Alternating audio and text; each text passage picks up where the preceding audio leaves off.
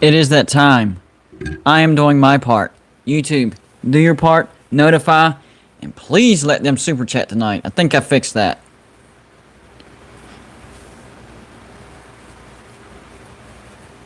Pretty excited. There's always a lot to talk about in college football, but then well, maybe not right before, a few hours before it was time for this show to go on, more stuff.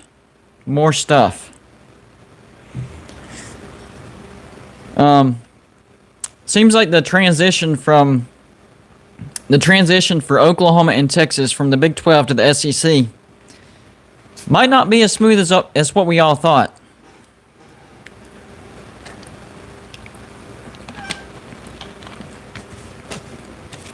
I had a feeling that the Big 12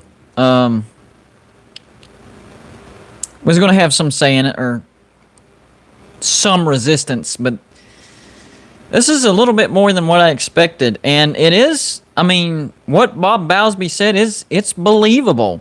It's very believable. Let me move my mic down just a little bit, guys. There we go.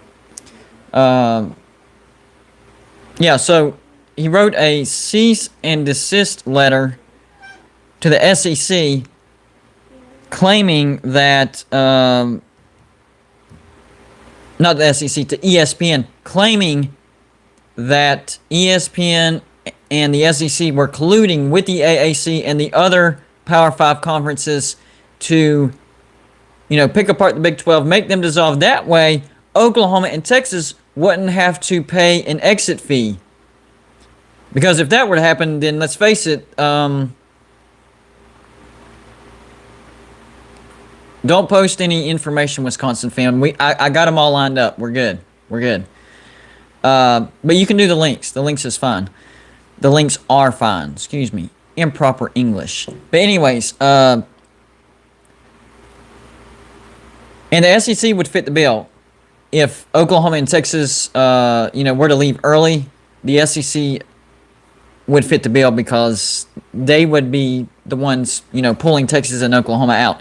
So he's claiming that they're all colluding, trying to get all the other conferences to pick apart the Big 12. That way they dissolve, and that way there would be no exit fee because there would be no Big 12. That's believable. I'm not saying it's true, but it's believable. And then on top of that, ESPN's response, guys. ESPN's response.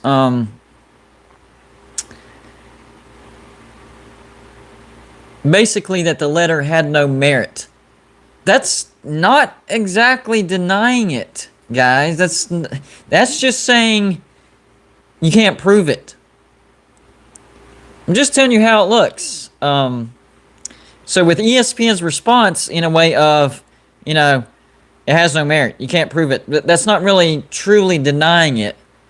They didn't say, these are unfounded accusations. They're false, and, if we have to go to court, we'll have to go to court. Nothing like that. No, just this letter has no merit.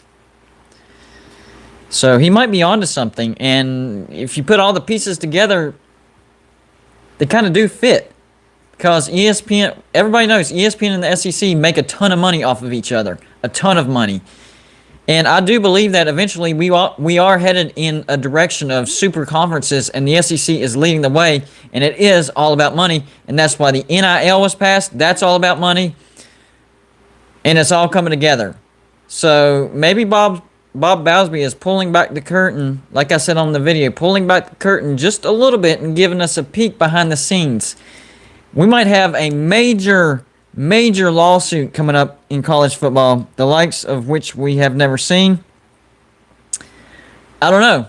We'll see, but troublesome times. The transition from the Big 12 to the SEC for Oklahoma and Texas, not as smooth as what everybody thought it would be.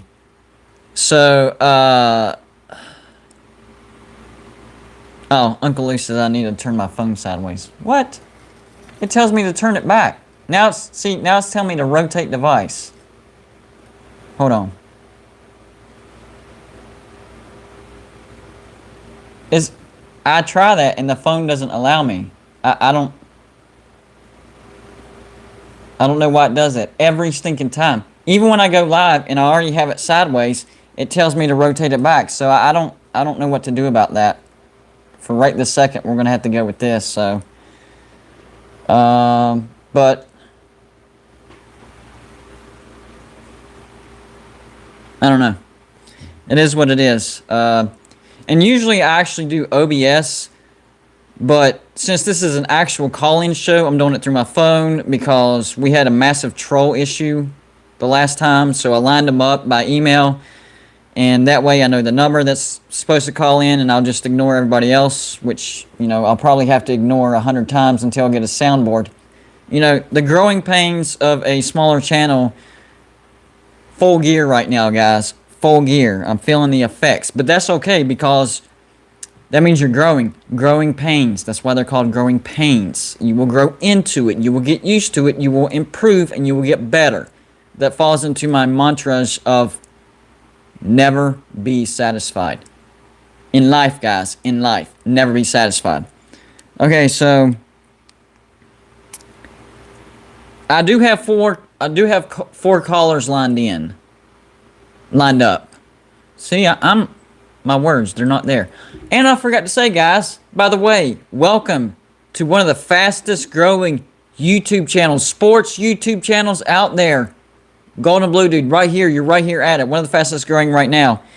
And I appreciate every single one of you guys stopping by, giving me some of your time. You didn't have to do it, but you're doing it. So I appreciate that, guys, 100%.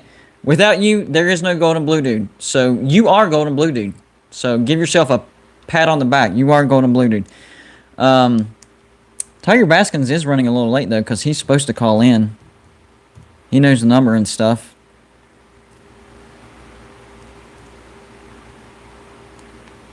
Anyways, on with the show. Let me read, let's see who's in the chat real quick. So, some person, hey, I love the screen name, by the way. Some person, because whenever you type something and I read it, some person says, you know, it's classic. Love it. So, some person is here. Totally Not Depressed is here. Scott's in the house. Tyler Two Chances. Joey Foster. Uncle Lou. And he's giving me some advice. You have to do that before you start the stream. I got you, sir. Thank you. James Lil. Sports Nerd. Pizza Woman. Derwake. Dakota the Gamer. I hear you, bud. CFB Memes. And Ballard Sports Media is in the house. I don't know if you're aware of this, Ballard, but I was going to do 20% of my super chats to Uncle Lou, but he graciously turned me down, said, you know, no need for that. He's fine. So we're switching it from Uncle Lou to Ballard. Hashtag Ballard stays at the slobs for free. I'm going to have to shorten that somehow. Maybe just Ballard stays for free, something like that. Anyways, the point is, we're trying to make it to where you can go to the slobs in Pigeon 4 for absolutely free, man. Absolutely free. We will get you there. Your nights are going to be free. We're going to try to pay for your food, gas, whatever you need. We're going to try to fit the bill. So we'll see how generous people are. And, you know, if I have to bump it up, maybe 25%, 30, whatever, I'll adjust it as necessary. So, Ballard, you're going, man. Whether you want to or not, you are going to the slobs. You're going to be there, man. You're going to be there. Hashtag Ballard stays for free. I like it a lot. So what do y'all think about this? Do y'all think... y'all agree with, there you go, Pizza Woman. I like it. Hashtag Ballard stays for free. And all I had to do was change the word Lou to Ballard. And Lou wasn't mean about it. No, he was gracious. And we know he's doing well in YouTube. I was trying to show my appreciation. But he wanted it to go to a person that actually needed it. So definitely a good gesture right there. That's awesome. And it'll be the first time Ballard's been to the slobs. I know we've only had it one time. I know. But this next year, for the second Slob Olympics, Balor's going to be there. We're looking for. He's going to have like a hero's welcome. I am convinced. We might have a parade. I'm serious. I think we should have a parade. What do you think, Uncle Lou? A parade for Balor when he comes to Pigeon Forge? I don't know. We'll see. All right, so the Big 12. They're losing Texas and Oklahoma, right? And now Bob Bowsby is saying that they've all been colluding. Not just the SEC and ESPN, but, you know, the AAC. Specifically mentioned the AAC, saying that they're colluding to get them to pick off 3 to 5 teams. Whatever. And then, of course, all the other ones. Pac-12, the Big Ten, and the ACC. So, the goal, I guess, according to Bob Bowsby, you know, I don't know if this is true or not. According to Bob Bowsby, the goal was to get the Big 12 to dissolve, and that way Texas and Oklahoma wouldn't have to pay their exit fees. And really, it wouldn't be Texas and Oklahoma paying the fee. It would be the SEC fitting the bill.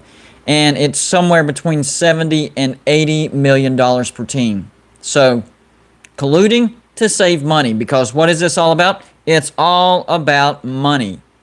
It's all about money. Every single decision that we're watching, we're seeing be made. Money. All of it. So this is very believable. Hey guys, do me a quick favor. It's free and it's super easy. Hit that thumbs up for me. It's not for a pat on the back or self-gratification. It hits that YouTube algorithm and gets the video suggested more, and we get more people on in here. So hit that like button and let's get some more people in here. And I picked Wednesday and Saturday specifically to have the least amount of competition. I'm definitely not trying to go head-to-head against Uncle Lou. Not possible. Not going to happen.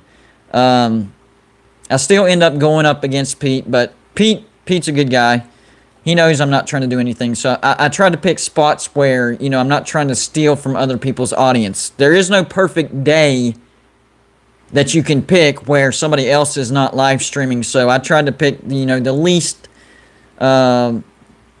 competitive day, so I'm not trying to, you know, fight with somebody else's crowd, because I'm not trying to tear somebody else's channel down for mine to get better. If you're good, if you have a good channel going, it should grow on its own merit, not by trying to bury somebody else to make you look better. That's how I believe it anyways.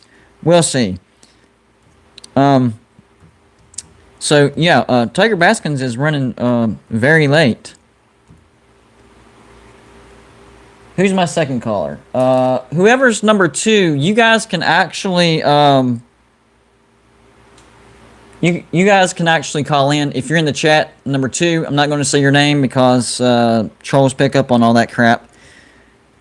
So whoever's caller number 2, I got your information. I will know it's you. You can go ahead and call in. I'll just have to push Tiger Baskins more towards the back, and but he'll still get his call-in time. It'll be fine. Let's see here. What we got in the chat now?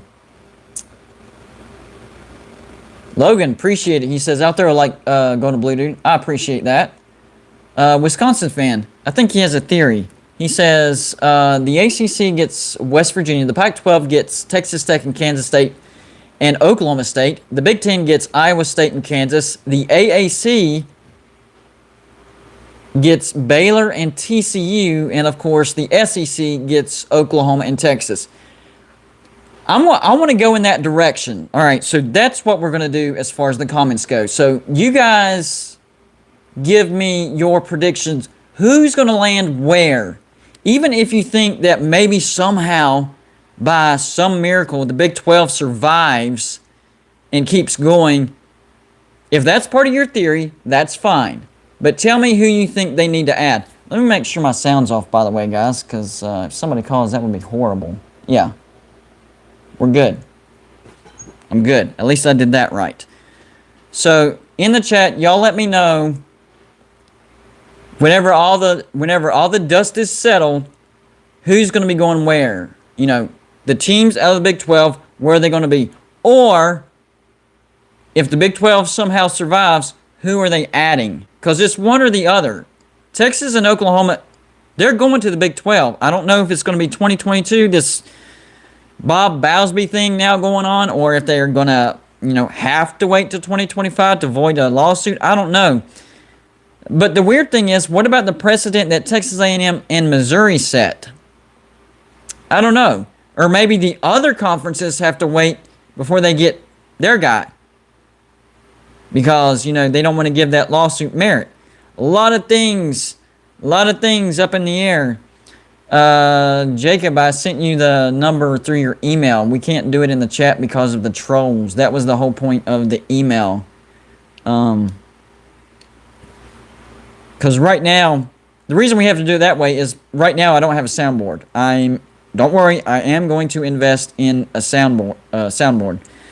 But right now, it's phone to microphone and only have one line. And the trolls figured that out real quick, and they got in a couple licks. I gotta admit, y'all got me a couple times. So we set up a system where if you wanted to be on a calling show, you email me. I need your name, the number you're calling from, and what you want to talk about. I'm still sure the trolls will figure out, how to do all that stuff. That's fine. But at least we're making it a little bit more difficult for them. And I finally figured out how to turn on the Super Chat. So if you want to support the channel through Super Chat, feel free to do so. And I think Wisconsin Fan has my PayPal link, and he can he's going to post that like he always does. So you can always support me in that case as well. Because, I'm not doing this for money, but keeping up with the show and trying to give you the best quality possible does take money. And I want to do this 100% every day, all day. And that means I will have to quit my job. Yes, Golden Blue Dude still works. What? Yeah, I do. So,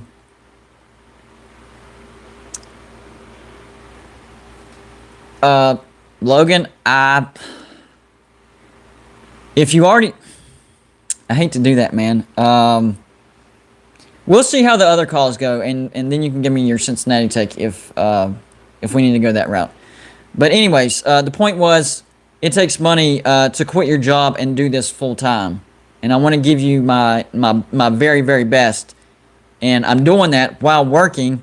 It's going fine, but my very, very best would mean me quitting work, which means I need a pretty decent income. And I want to upgrade some things. I need that soundboard. That would help with the call-in. Like, if you want a good call-in show, I need some investors, guys. Takes money. And I want to get some more, some better cameras, lighting, all that stuff. Anyways, you get the point. Any way you can support the channel would be awesome. So, yes, Jared, you can call in any moment. Oh, even Tiger, man, if you just happen to pop in, you can call in too. We'll just work it that way. Whoever calls in will get first dibs. Calvino, that's how I call you. Y'all, I have to redo everything. OMG, my passwords are different. My PayPal has been locked. Should I start a new one? I hate tech, except y'all. Sounds like you're in a bad spot, man. I don't know, man. Maybe you could always try Googling how to fix it. That usually helps. That actually helped me with why my super chats weren't working. And it was weird because I was turning them on, but it would keep flipping back, on, flipping back. And I couldn't figure it out. Finally, I got mad. And for whatever reason, whenever I did that, the option popped up and it fixed it. So, who knew? Getting mad at technology actually worked. Crazy. Joey, can you do me a quick favor and let me know that you're in the chat, please? I might just go ahead. I don't know what happened with my system. I thought I had a pretty good system. Tiger's not here. Jared, I don't think, can find the number from where I emailed him. So if you want to go ahead and call in, that's fine with me. And then we'll just rearrange who's calling in.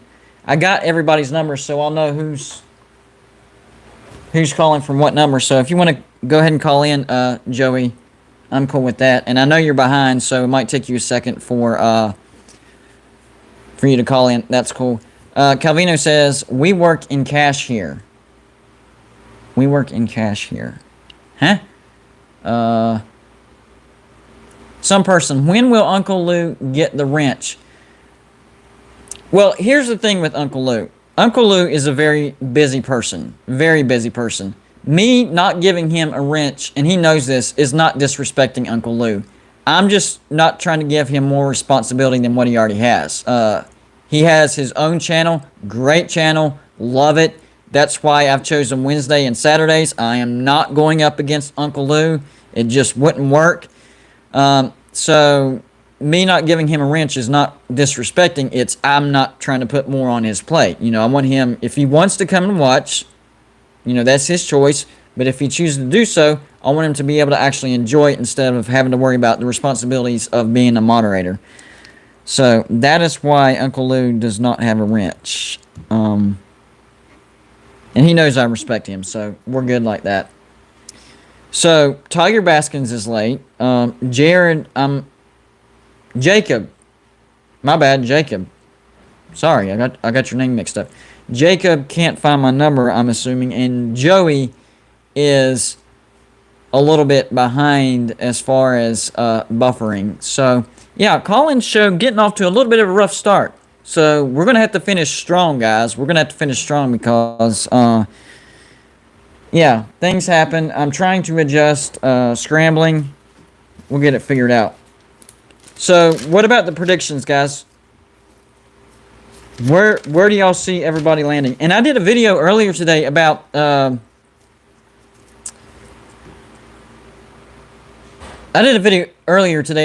West Virginia should get into the ACC, or why they will get into the ACC. But with this new lawsuit thing, it's kind of rattled me a little bit.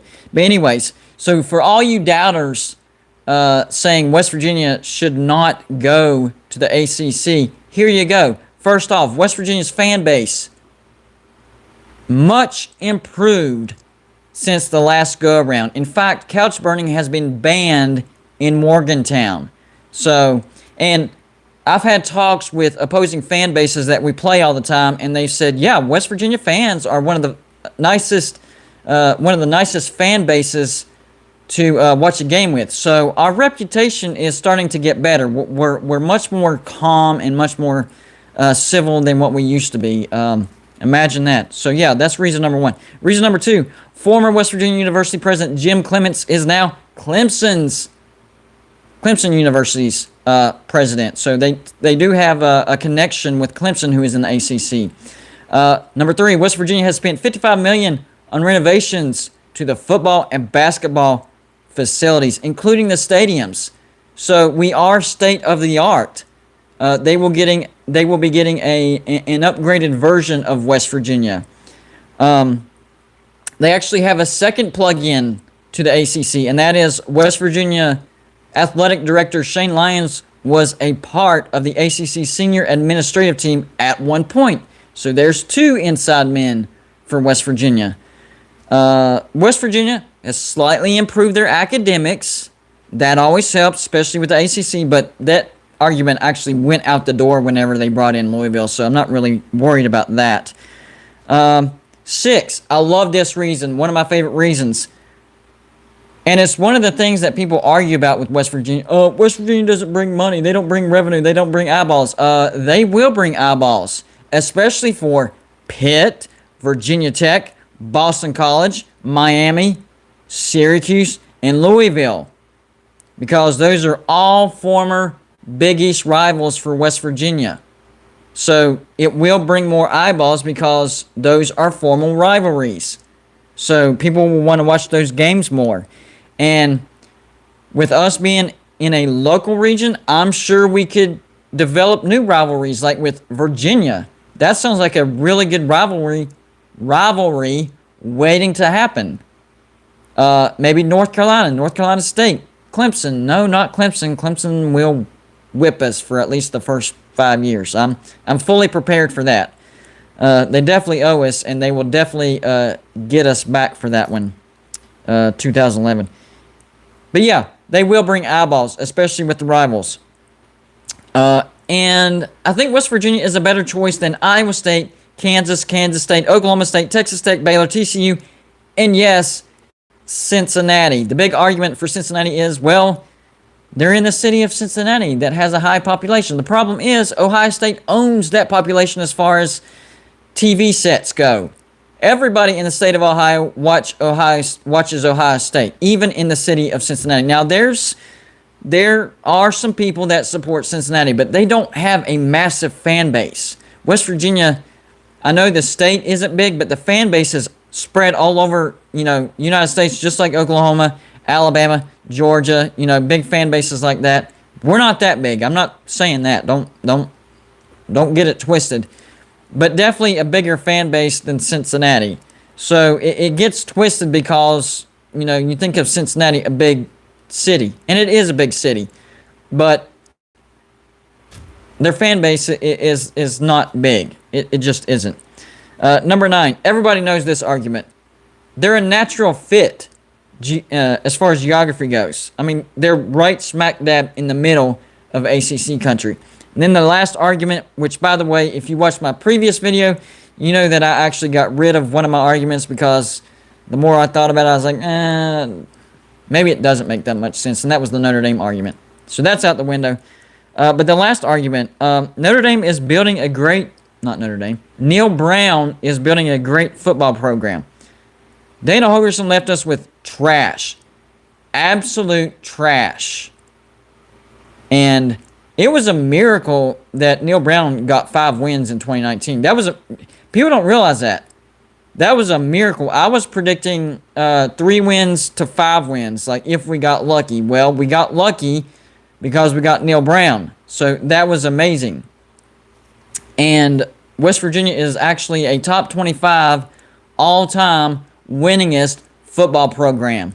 And on top of that, Coach Bob Huggins, the basketball coach, is number 6 as far as all-time winningest coach. West Virginia actually does bring stuff to the table, guys. We really do. We're bringing more success than pretty much anybody on the list I listed, including Cincinnati. I know Cincinnati's on fire right now, but as far as overall, more successful and I would say in basketball and football. In fact, Huggins came from Cincinnati. I know he bounced to Kansas State, but we got him. So even Cincinnati fans know how good of a coach Bob Huggins is. I guess we're not having a call-in show because Tiger's late. Jacob can't find my number in the email. Joey is, I guess, way behind on the chats or me talking. There was one more lined up, and that's Jared. Jared, if you want to go ahead and call in, you're more than welcome to because nobody else on the list that I made is calling in. That's just how it happened. That one's out of my control. It is what it is. Conqueror 2001 says West Virginia to the Big Ten.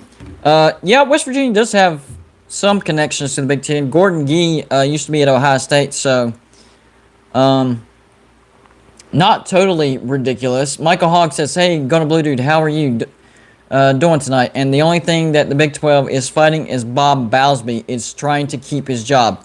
That's a good point as well. So it's like the justice thing. You're weighing stuff. Does he have credibility? Is it all because he's fighting for his job? Is it really going on? It all will come out in the wash. Tuffy Talk is in the house. He's I'm going to say NC State fan, I believe. Yes, there you go. What's up from hashtag NC State, ACC, and Tuffy Talk. Thanks for joining. Wisconsin says, how do I call in? I've emailed Joey and filled out the form on the website. Joey's going to have to email you. So if you want to call in, Wisconsin fan, Joey will have to email you. And then you will need to email Joey your phone number. That way I see it pop up. Because we're trying to avoid trolls. Trying. I mean, I'm sure they'll still sneak some shots in. So basically, you need to email Joey. And then Joey can confirm in the chat that we're good to go. And then you can call. So just yeah, you. Now I'm just waiting on him to say thumbs up in the chat. I did not expect tonight's show to be hectic like this. Like it was supposed to be like smooth, like Tiger, then Jacob, then Jared, then Joey. So like that went to hell. So I'm literally ad-libbing this off the top of my head. All right, here we go. This would be Joey. Yeah. Hey, what's going on, man?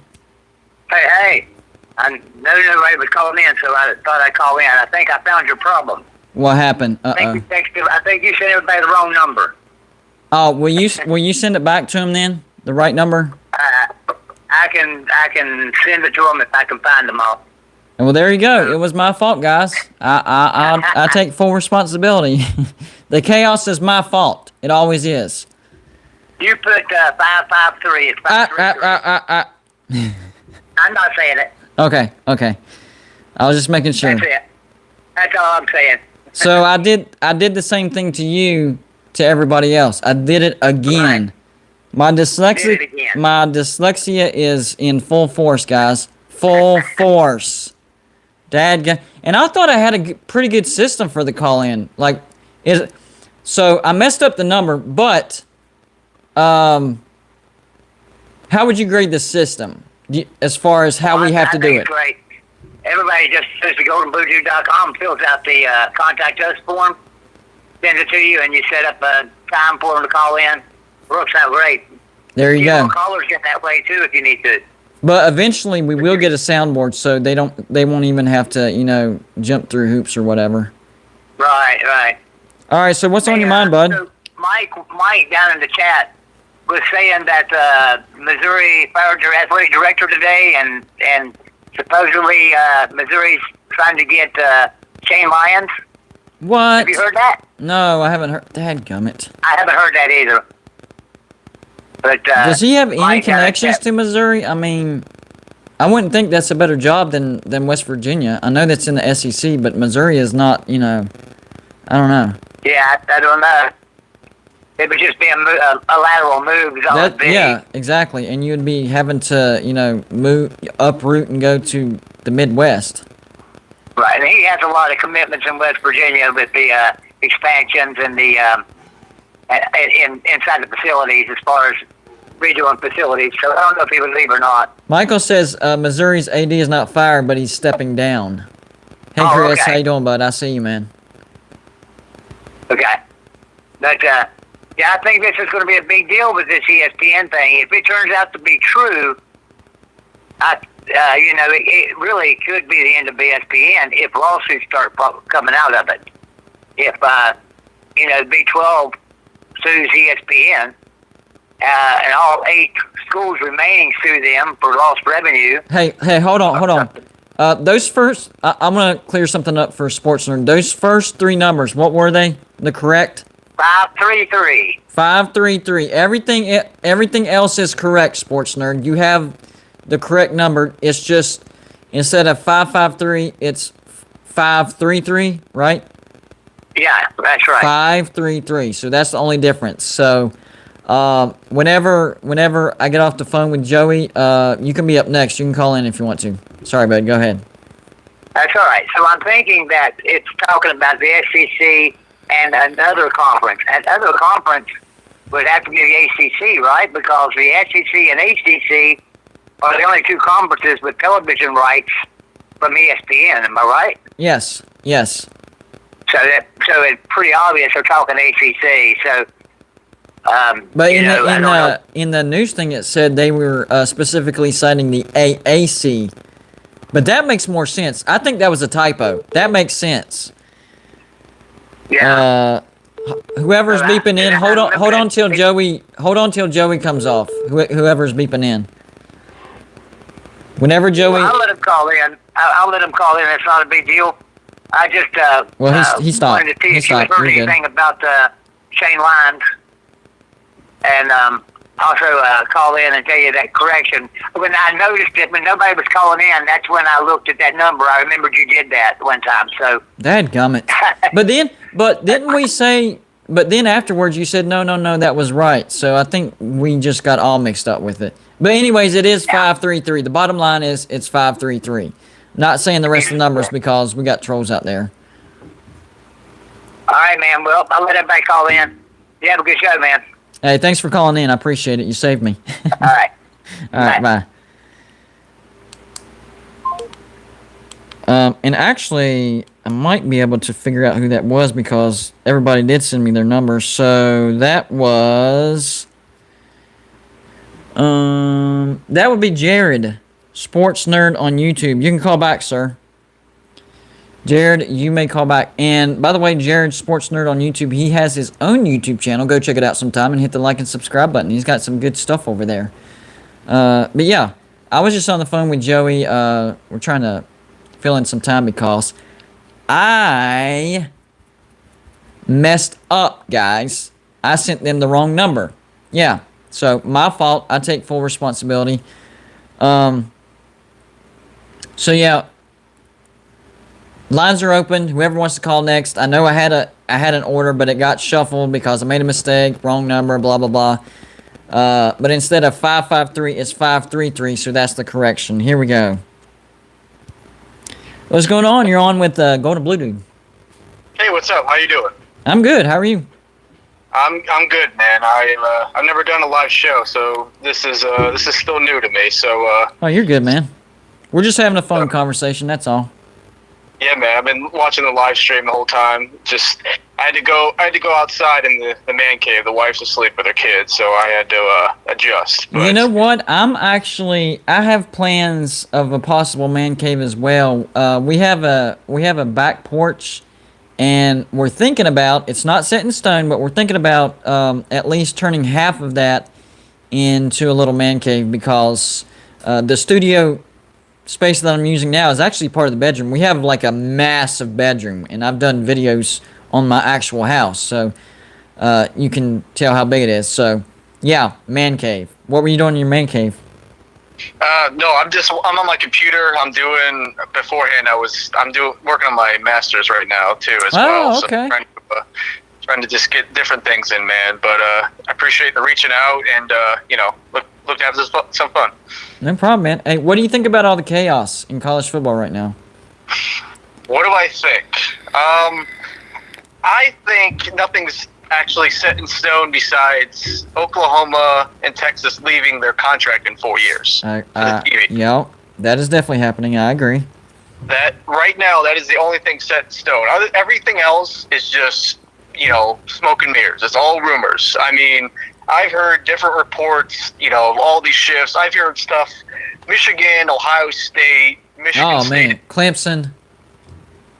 All these teams going to the SEC. When I heard Michigan, Ohio State going to the SEC, the Southeastern Conference, Yeah. then I'm like, okay, then stop. I know certain teams are not, in proximity. Obviously, you're West Virginia fan, you know how that works, proximity regions with the Big 12. But I'm like, there's no way they're leaving that conference. So I just got to wait for this stuff to settle down because it's all talk. It's all just people, trying to get, I heard this rumor, I heard that. I'm like, no, just sit down, just everybody relax, let's let the smoke clear, and then we'll go from there. So, but with Oklahoma and Texas, man, I don't know. What is your initial thought with this? What is your, I guess, biggest takeaway from this?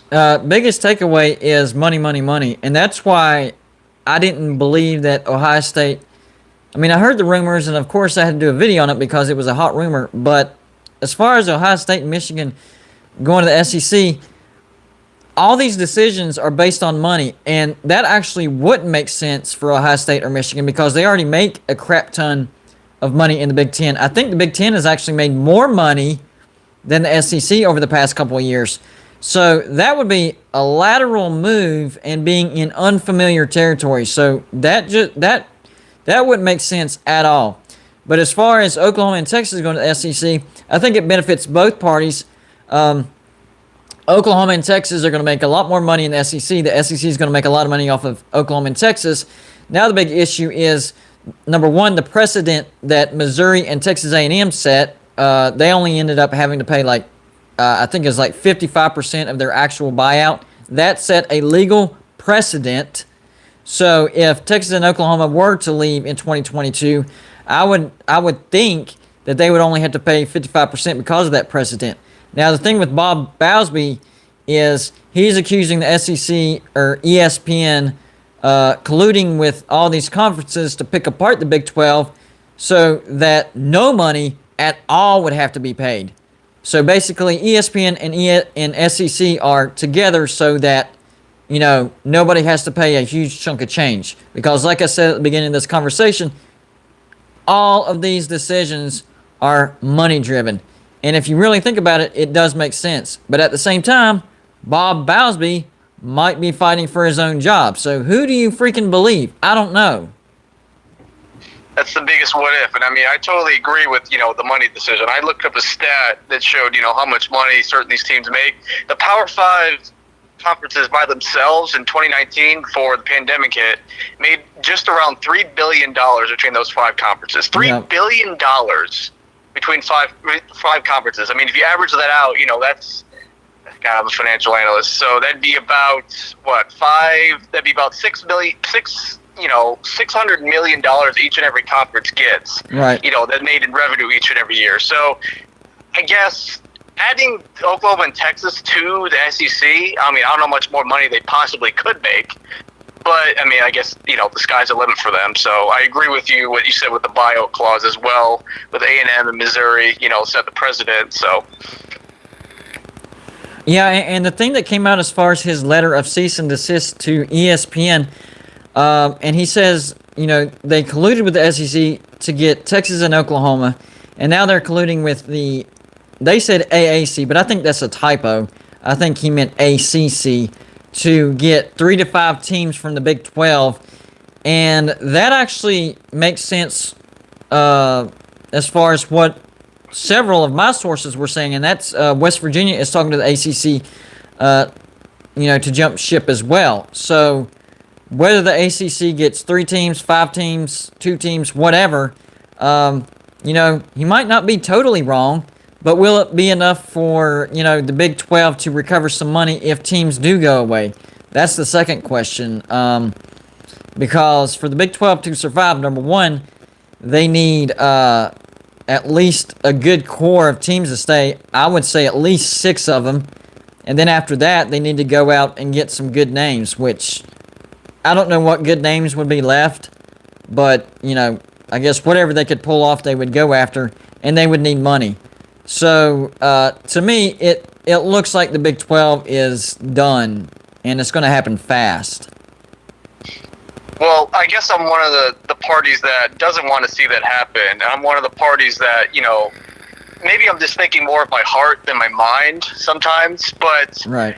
My prediction is if they, like you said, about 6 core teams they need to have. If At they least. pluck some from other conferences, then from the group of 5 kind of squads, most likely would be Houston, Cincinnati. I forget what the other 2 were that I've heard in previous days. Tulsa, probably.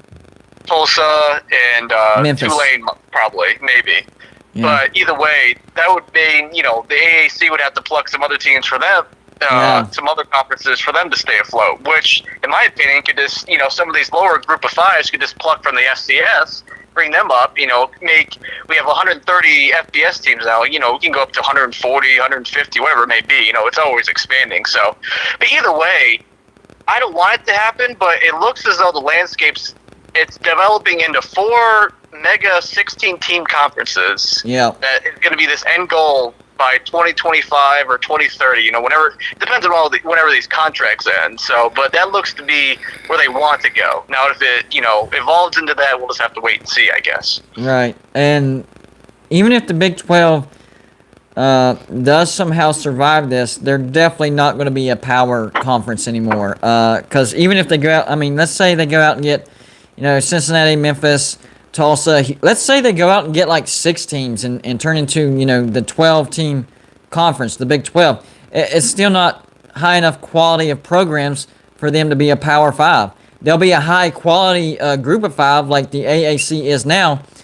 But what I'm saying is, even if the Big 12 survives, their days of being a Power 5 conference are most definitely done. That was done and over whenever Oklahoma and Texas went to the SEC. They are officially done being a Power 5 conference. Would you agree with that? Well, yeah. Given those two, I mean, Oklahoma was the one. It was the sole reason they were even included in any of the New Year's Six discussions. I mean, Oklahoma made it to a New Year's Six bowl every single year since 2014. Yeah, ever since the New Year's Six were invented, they've been to one every single year, I do believe. So in Texas, they had their one time in 2018. When they played Georgia.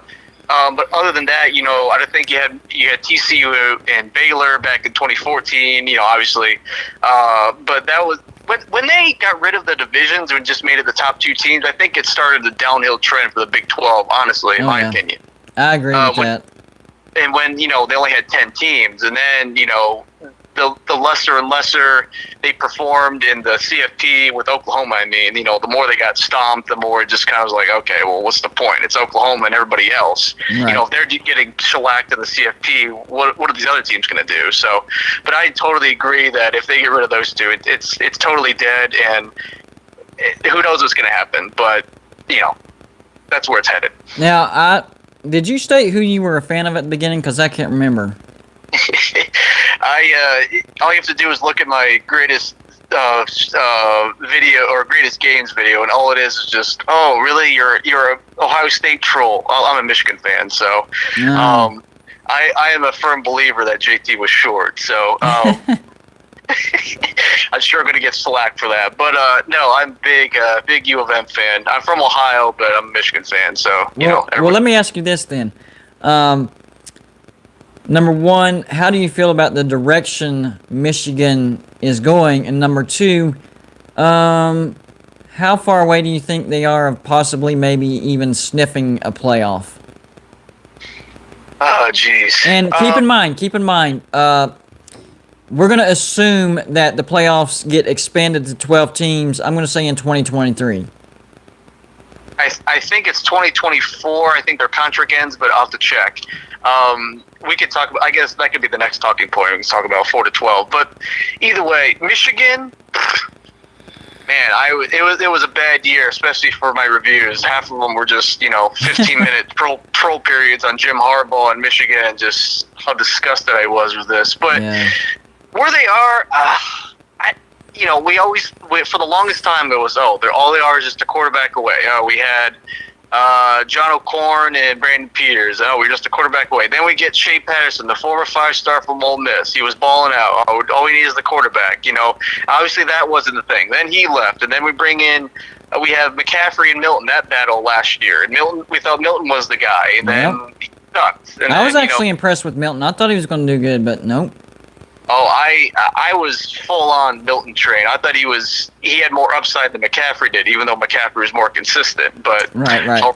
How wrong I was in that. But any good college football team is always a quarterback away until they actually get there. I mean, you look at Alabama; they had crappy quarterbacks for the longest time, but they got away with it because the rest of their team was an NFL squad. Now they had Tua, they have Mac Jones, and then what's his name? Bryce Young this year. So they're always going to be in discussion. They always have talent. But Michigan brought in this 5-star JJ McCarthy. We'll have to see if he's the truth. But right now, he actually looks pretty good. But I wanted to ask you this too. So personally, I think that Michigan needs to get rid of Jim Harbaugh. I don't care about this contract restructuring, all that stuff. I don't care. He's not a good fit. He's a great NFL coach, not a good college coach. But if you were to fire Jim Harbaugh, who do you need to go get? Here's a hint. There's only one correct answer. Let's see if you can get it. Well, my answer would be middle of the season would have been, I wouldn't say fire Jim Harbaugh, but I would say just I've lost hope with him. But right now, I have no idea who it would be. My biggest, I always thought they would go after, or at least try to look at Brett Venables from Clemson. I thought they would try to look at, some other coordinators in the SEC, but no, they re-signed him, so he's a lifer. But who are you thinking about? Well, I have a guy in the chat that got it right. His name is some person, and the right answer would be Matt Campbell. The dude brought Iowa State out of the ashes. He inherited a 3-win team, and they're being held as a Big 12 title contender. The Big 12 still exists this year, so that actually still matters this year. And Matt Campbell is a Midwest guy. Matt Campbell would be a perfect fit for Michigan. I'm telling you, Michigan needs to go after Matt Campbell. That would be a great hire. Hold on one second. I need to get to a super chat. Hurricane T2Y, thank you for the $5 super chat. He says, just reacted to your West Virginia to the ACC video. I think you was spot on. I appreciate that. Not a lot of people thought I was spot on, but some people did. So I appreciate the support, man. Thank you. But Matt Campbell, what do you think? I wouldn't be opposed to it. I just think Michigan's such a, how do I say it? They're such a tight-knit, enclosed, preppy, just like, we know what we're talking about kind of mentality, where it's a very inclusive club. It's like a golf. Well, I wouldn't say that they would hire him. I'm saying that would be who they would need to hire. I think he would be the best fit for Michigan. Michigan isn't in total shambles like Iowa State was. He actually has stuff to work with. He's still in the Midwest. I think he would actually like the job as well, not just for the money, but because he's a Midwest guy. So he would be used to the culture more so than other people.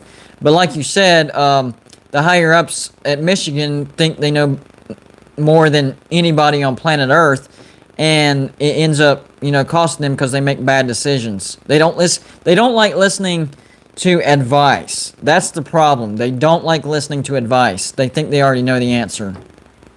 Well, I think that was that trickled upon Coach Harbaugh since 2017 season on. He I don't know if his hands were tied with certain staff hires or decisions, but it just seemed like he didn't have passion for it the last 3 years. And yeah, who knows what this restructuring with deal is? He could say all this stuff because he's really good at playing the media, but he show it on the field.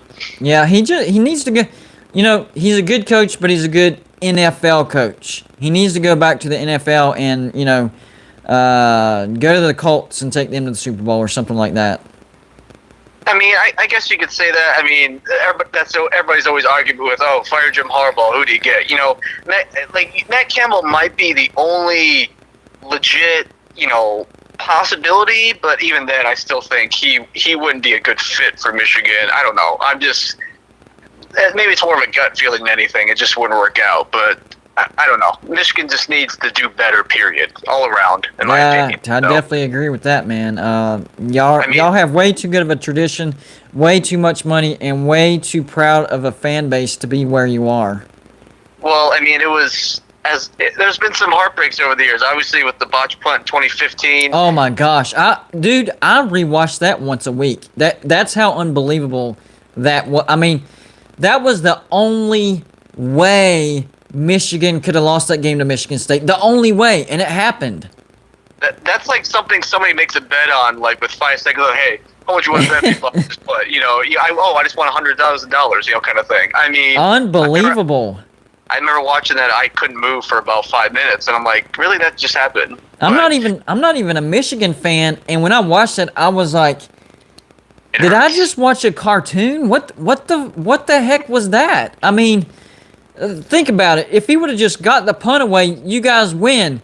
If he would have just ran around and then thrown the ball away, you guys win. They had to score a touchdown for them to win, and they score. And if y'all would have tackled the dude that picked up the fumble, you guys win. I mean, everything that needed to happen for Michigan State to score that touchdown happened. I was like, and the guy that picked up the blocked punt, he had hands on him. They had hands on him. Like, they should have brought him down. I'm thinking some of those players had a bet on that game, and they were like, whoa, this is our chance to not lose money. That's how convinced I was that they could have tackled the dude. I mean, it was ridiculous, really. Once in a generation type of play. I mean, every time I watch it, I'm just like, I would think say that's the more play- rare than the kick six, to be honest with you. I think a play like that would be more rare than the kick six. Well, I think they're kind of about even. I mean, I think the kick six, just the circumstances and the outcome, what was going to happen with that was once in a lifetime kind of thing. If it was number 10 versus 14, it's different. But whoever wins that goes to the national title game. I mean, that'll never be matched. But yeah, that's that game. And obviously the next year with 2 versus 3, JT, the spots. Everybody always talks about the spot. I go to the play before when it was about 3rd and 14, and they handed off to Samuel, and they could have got him for another 4 to 5 yard loss, and they could have made Ohio State kick about a 50-yarder, and their kicker already missed 2 field goals. I'm like, my God, they would have won that game too. I mean, you take away that, Michigan's in a totally different spot than they are right now. They go to CFP. Yep. Next year doesn't. The 5-loss season doesn't hurt as bad because we went to the CFP. And then 2018, Michigan would have went to the Big Ten championship game if Maryland would have completed the 2-point conversion. There's just so many things how close Michigan's been, and I guess that could lead to my next topic. They are so close. If there was a 12-team playoff, who knows what they could have done? So right. What do you think? What do you think of all this nonsense with all this, the 4 to 12-team expansion? While after hearing about there's going to be 4 mega conferences. What is your opinion on that now? Well, my opinion really hasn't changed because I think all this came together at the exact time it was supposed to. People don't realize that talks behind closed doors is ongoing. We have no idea what they're talking about right now, in the future for the next 5 years. A big bombshell. Oh, I wasn't expecting that. Well, guess what? They're talking about that right now. But to be honest with you, the night of the national championship, instead of predicting a reaction video, I was actually thinking about playoff expansion. And in that video, I actually predicted that the right number for the next playoff expansion was 12. And that the top 4 seeds should get a bye. So maybe they were listening, or it was just a crazy coincidence, which is probably more likely.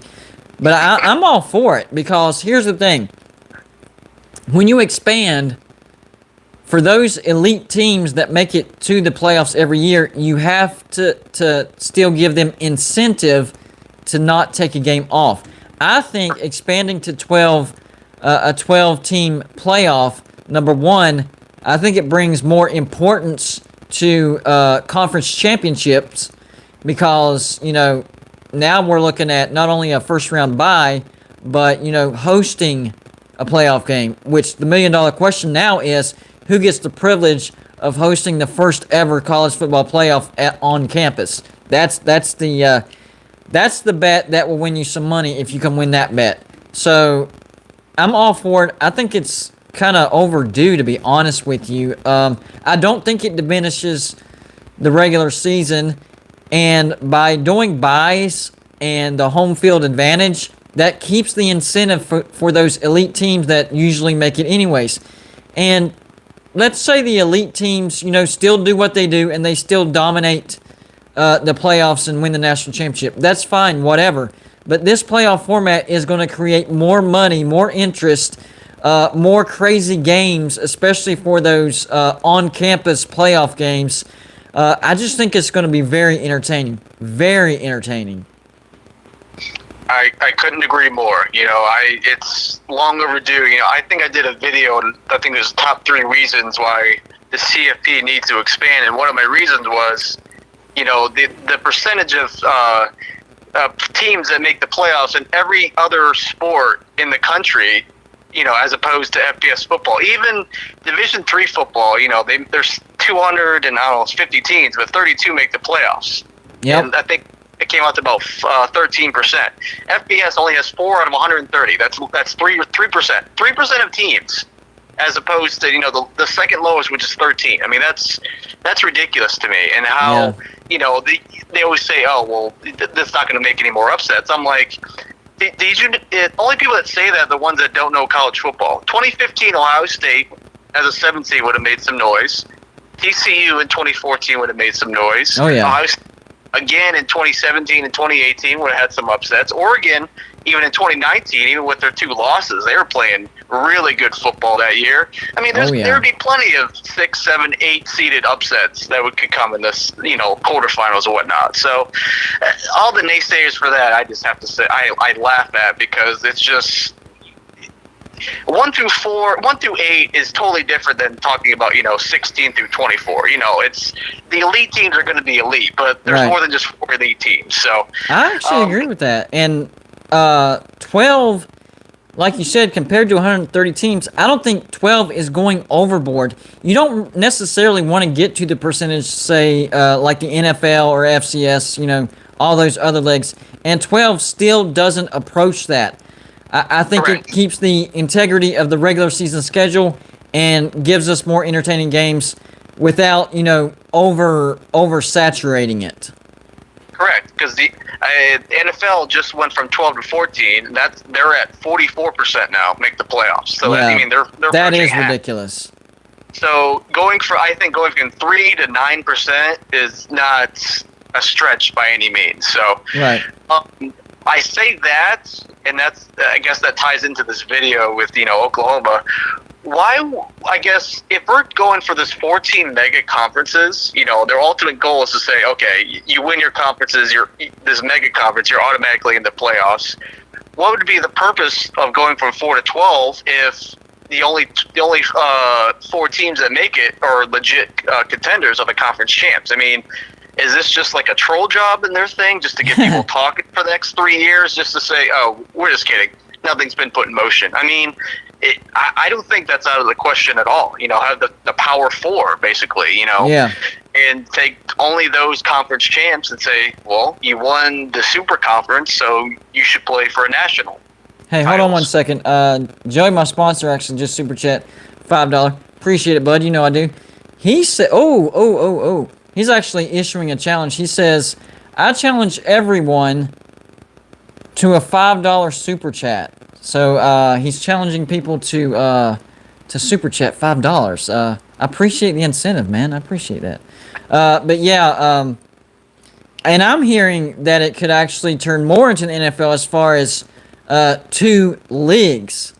So they could take it a step further instead of 4 super conferences, almost like an AFC and an NFC. Now, I think that's too far. I think 4 super conferences is probably about the biggest I'd want to go.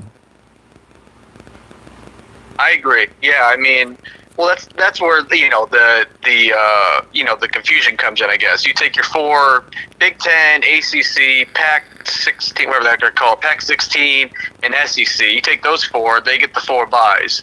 Then where do you choose from? Do you go, take just the next 8 teams? How do you think that would work? The scenarios are out the window at that point. I mean, then you talk about the human element kicking in.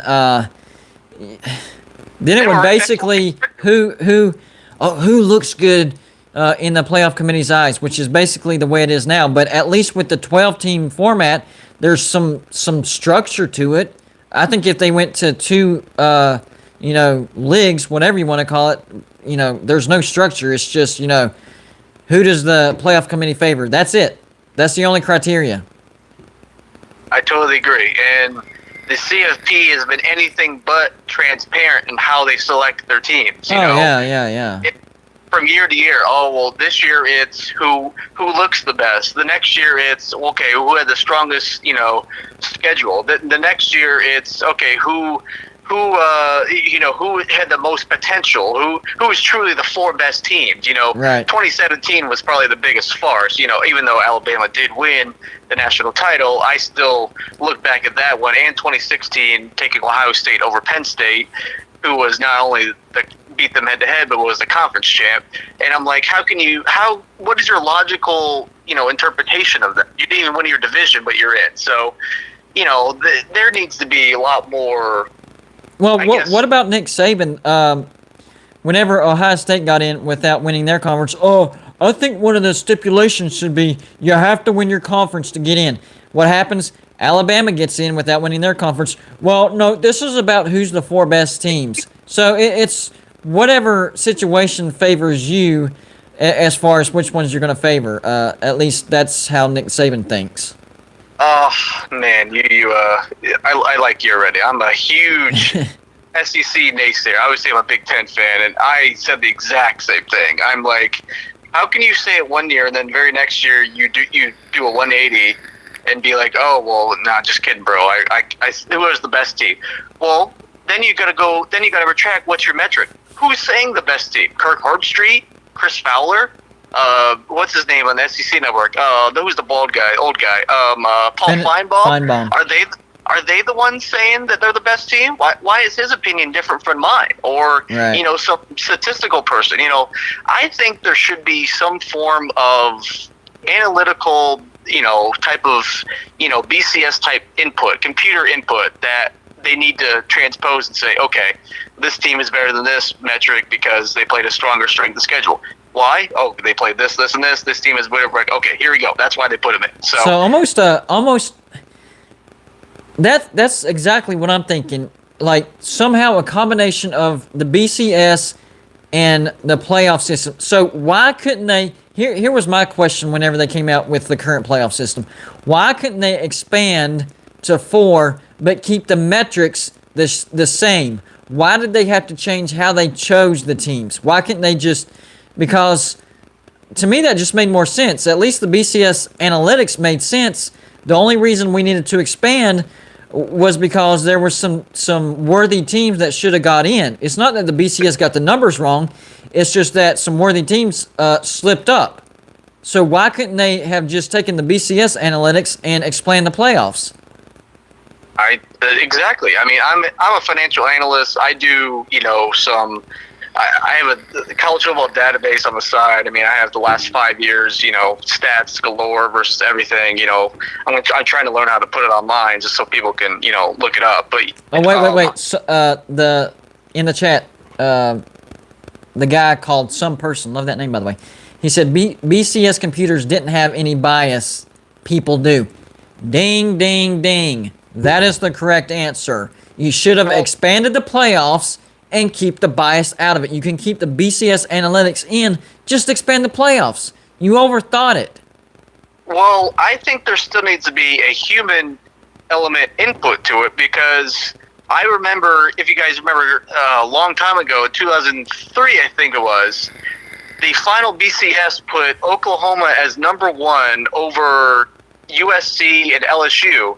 But Oklahoma was just coming off a 35-7 loss in the Big 12 championship game. But the BCS computers still said they were better than the other 2 teams who also had 1 loss but still won their conference championship. So, yeah, you can insert the human element if for whatever reason the analytics of the BCS was off. Okay, guys, this looks off. Let's we know how to fix this. Let's fix this instead of only on the human element because humans are humans. We make mistakes. Well, yeah, we have our own biases and tendencies as well. Exactly. So what we need to do with the CFP committee, and I always quote Joel Klatt on this because he makes good points. He says, 1, we need to have the metrics, some analytics put into this, 1. But 2, we need to vastly expand on the number of people in the CFP committee because there's only 15 right now. Yeah. What if you expand that to 65, 75, 80, whatever it is, then you limit your biases because, if 4 or 5 people are eliminated from the group, then that's, a 9-person vote. Then if you have 4 or 5 people that are biased, then, well, there's one team's going to get in just simply because of bias. So yep, majority. It needs to be vastly expanded so you have more input, less room for, to creep towards one team. So, anyway, I don't want to get too far off topic, but that's just my thoughts on the CFP, man. All right, so before I let you go ahead and let everybody know about your channel, where they can find you, all that good stuff. Sure. I'm the Sports Nerd. You can find me on Twitter, Facebook, and Instagram at SportsNerd92. I don't do anywhere close as many videos as you do, but when the season starts, I will do a weekly review each video. I have also top 10, top 25, top 50, whatever you may call it, lists I do at the end of each year. But just to have fun with college football, man. So if you guys want to join me at any of those, just hit me up. Again, the sports nerd, I'm the green circle. So I enjoyed this. If I'm not mistaken, you're close to 1,000 subs, right? That's you, right? I'm right. Last I checked about an hour ago, I'm right at 918. So I'm guys, come on. There's 104 in the chat. Get this dude to 1,000 subscribers. I don't say this about many channels that are under 1,000, but this guy deserves to be at 1,000 and start getting paid from YouTube. Go check it out, Sports Nerd. Thanks, man. I appreciate it. Check out some of the videos, man. They're you won't be dissatisfied. I agree. I've watched them. You're good, man. Have a good night, man. All right, you too. Have a good one. Thank you. All right, no problem. We had the one and only Sports Nerd, and I love that. I love the name of his channel too. It's amazing stuff. So yeah, y'all definitely need to go check it out. Give him a sub. Get him to 1,000. Whenever we're done with this live show. I mean, he's at.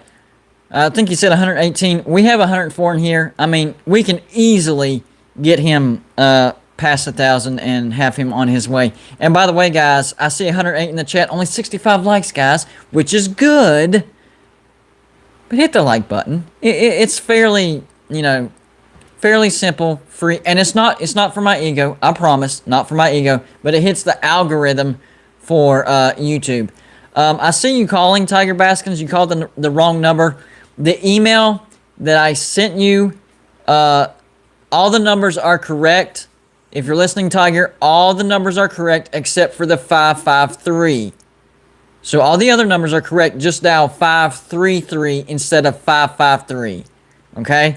So in the email that I sent you, instead of 553, it's 533. So I think Tiger Baskins will be calling in here shortly. But, I made a mistake. We have a thing set up to where you email me so I can set up, who calls in next.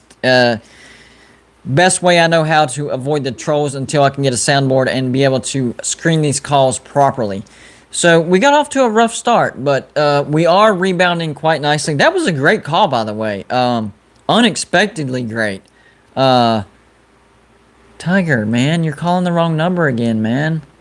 I think, Joey, if you're still in the chat, send him an email of the actual number so he'll have the right number, because he's calling the old number.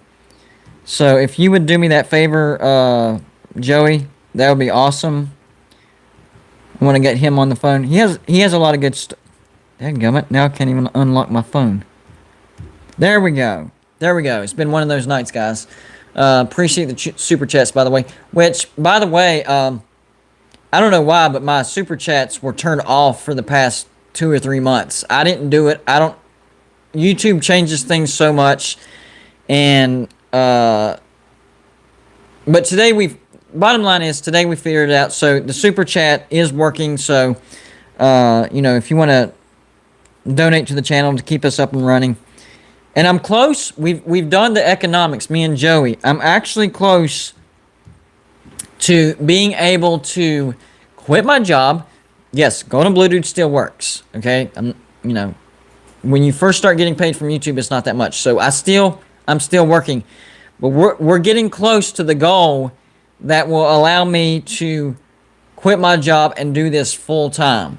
I still do videos every day, but I'm not able to do it full time because I do still have to work. So it's my days are very crammed as far as, I'm doing videos in the morning, working in the evening. I do get my sleep in. I'm able to eat when I'm supposed to. So I'm able to function as a human being, but especially when school rolls around, because my wife actually works, so I'm the one that drops the kids off and picks them up. So especially when school rolls around, it gets hectic and crammed together.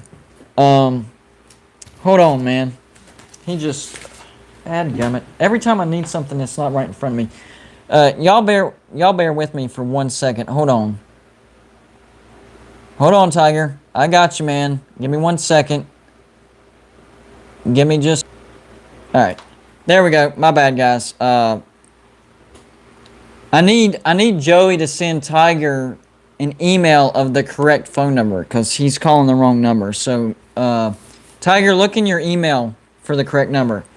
But anyways, yeah, great audience tonight. I appreciate it. We're having a great time. The newest update for as far as the conference realignment is the Big 12 is trying to survive as of right now. And there you go, Sports Nerd.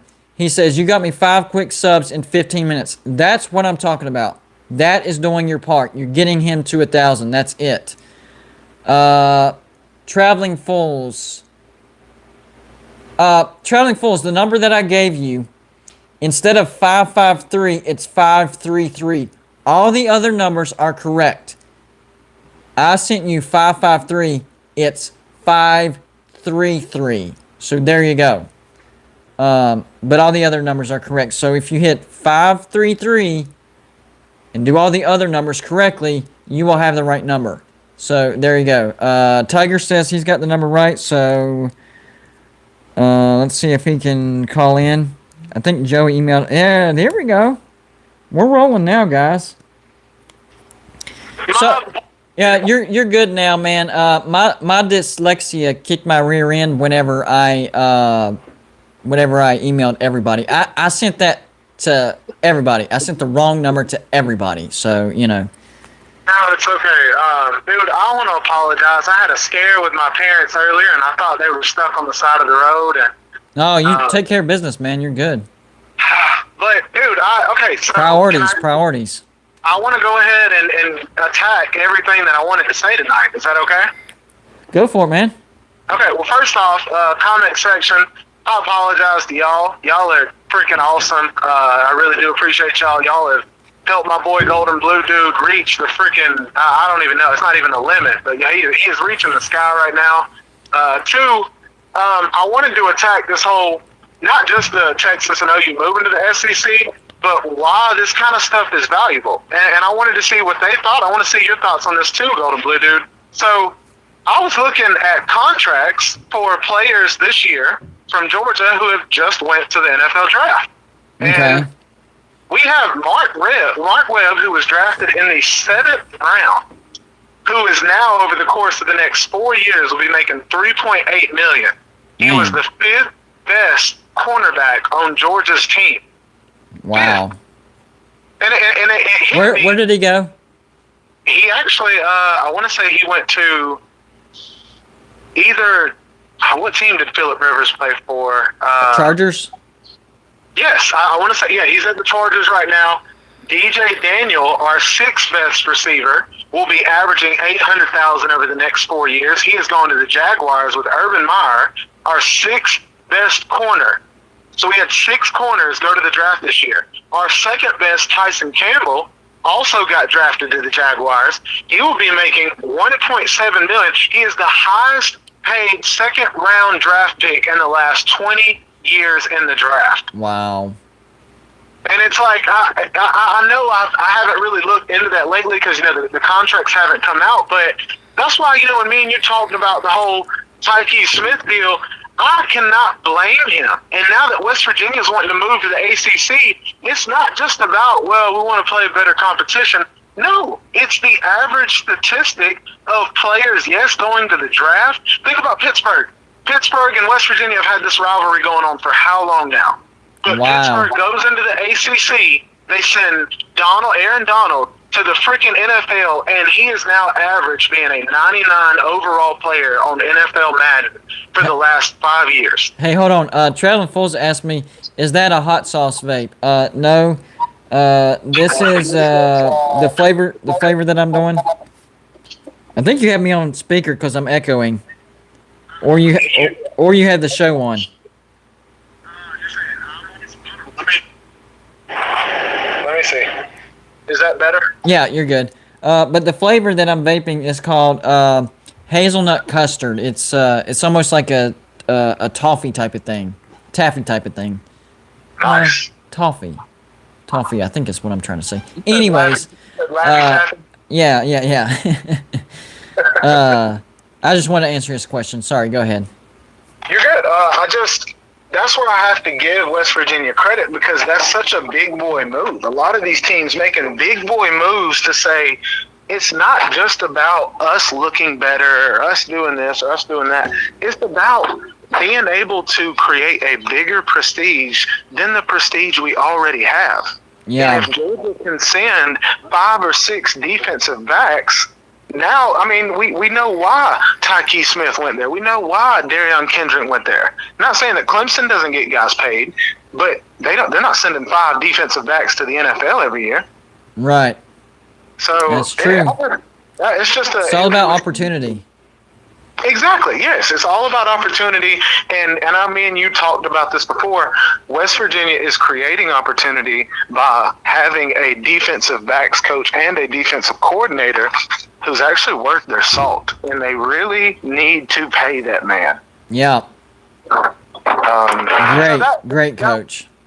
That was that was kind of my first thing. Another was kind of addressing the Texas fans. Not trolling. I'm actually being honest. They're going to, yes, have to find a different coach unless Sarkisian ends up stepping up, but they're also going to have to pay that coach. Yes. That's been the biggest I thing don't understand how the amount of money that they have. Why do they not pay their coaches more? Yes, exactly. And I think a lot of that has to do with the same way Tennessee. It's like they're doing this whole trial and error period. Yeah. They don't want to give up too much money if they turn out to be a failure. Well, if you think there's a chance of a failure, then don't hire the dude. Thank you. Be sure of your decision. Dude, you hit the freaking nail on the head. And that's the part about college football that I think people are really starting to notice is, when we lost Mark Richt, everybody was wondering, who is Georgia going to hire?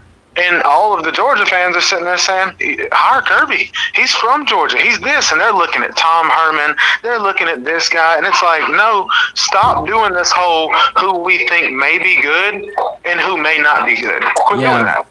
Stop guessing. My gosh, you're Texas. Yeah, exactly. You're Texas. You have the most money. If anything, why don't you go steal Jimbo Fisher from Texas A&M if you're that butthurt? Do it. I mean, whoever.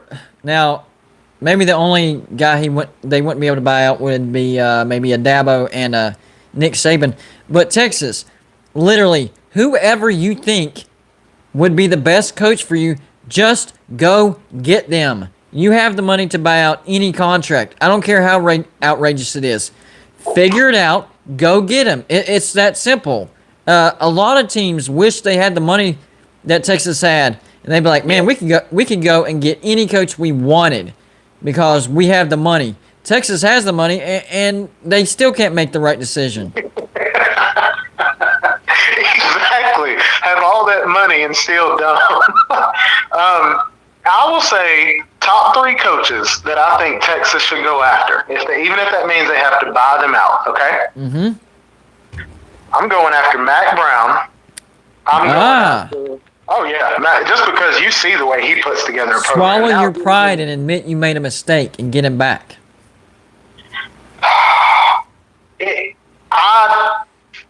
I think people will have forgotten about that because of this move to the SEC. And if you're Texas, your ego and pride needs to go out the freaking door. Yep. 2, another one that I would go after, Gus Malzahn at UCF. Slightly disagree on that one. But that's not a terrible name. But they can do better than that. Now, agreed. I just can't think of people that he could. I don't know of great coaches that would necessarily leave. You know what I'm saying? Yeah. And I don't want Texas to go after an assistant coach. I think now, even if he wouldn't leave, I think Texas, if they had the balls, should think about Kirby Smart. I know you don't want to hear that, and it'll never happen. So don't worry, it's not happening. I'm just saying, in a hypothetical scenario, if they're like, screw it, you know what? We have the money. Here's our list. I think Kirby Smart should be on the list. I do too. And the reason I would say Kirby's on that list is if Texas is trying to compete with Texas A&M, Texas A&M got Jimbo Fisher. Yep. Like, that's a national championship coach. That guy's now recruiting in the top 5, 6 every year for Texas A&M. So you're not trying to hire a coach, and I agree with what you're saying with Gus Malzahn. You're not trying to hire a coach that's going to finish in top 15, top 20. Right. Like, Exactly. we're moving to the SEC. So, And they actually proved that by firing Tom Herman, but then they contradicted themselves by hiring Steve Sarkisian. Like, whenever they fired Tom Herman, I was like, oh, they're actually trying to step up, because I think Tom Herman is a good coach, but I'm thinking in my head, okay, Texas is now trying to be elite, and Texas hires Steve Sarkisian. What in the at best that was a lateral move. At best.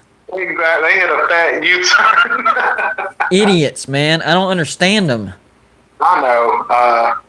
That was kind of my deal. Was just seeing a lot of this movement going around, and it's like, for me, I try to understand the mindset of these committees that sit down and go.